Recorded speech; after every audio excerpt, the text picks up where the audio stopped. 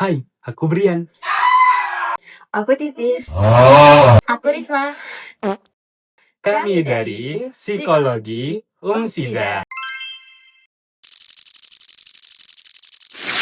Pernah nggak sih kalian cemas gara-gara tugas kuliah numpuk? Atau malah makin stres setelah scrolling medsos? Tenang, kalian tidak sendirian loh. Itu memang problem kita sebagai Gen Z.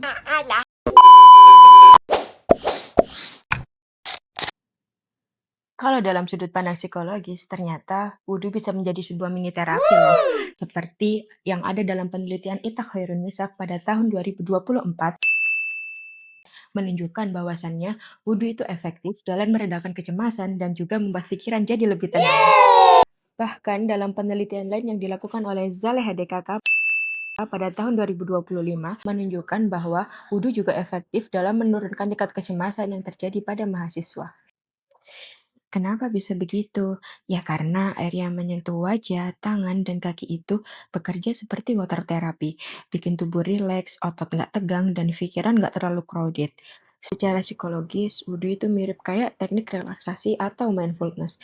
Berhenti sejenak, tarik nafas, dan sadar sama kondisi diri. Nah, dalam sudut pandang Islam, wudhu mempunyai makna yang lebih dalam. Allah Subhanahu wa Ta'ala berfirman pada Quran Surah Al-Ma'idah ayat 6 yang berbunyi, Ya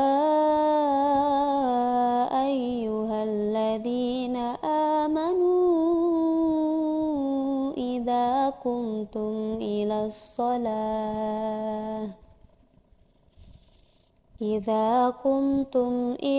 shalah faghsilu wujuhakum wa aydiyakum ilal marafiqi wamsahu biru'usikum wa arjulakum ilal ka'bain.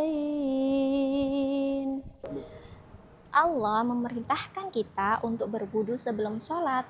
Artinya, wudu bukan cuma bersih-bersih fisik loh, tapi juga penyucian diri sebelum menghadap Allah Subhanahu wa Ta'ala. Teman-teman, perlu kalian ketahui, para ulama juga menekankan pentingnya dawamul wudu, yaitu membiasakan diri selalu dalam keadaan suci. Dengan menjaga wudu, hati kita terasa lebih tenang, pikiran lebih jernih, dan kita merasa lebih dekat dengan Allah. Jadi, wudu itu bukan cuma ritual aja loh, tapi spiritual coping saat kita merasa gelisah atau anxious. Kalau kita gabungin dua perspektif tadi, kelihatan sekali kalau misalkan wudhu itu solusi holistik untuk kita sebagai Gen Z.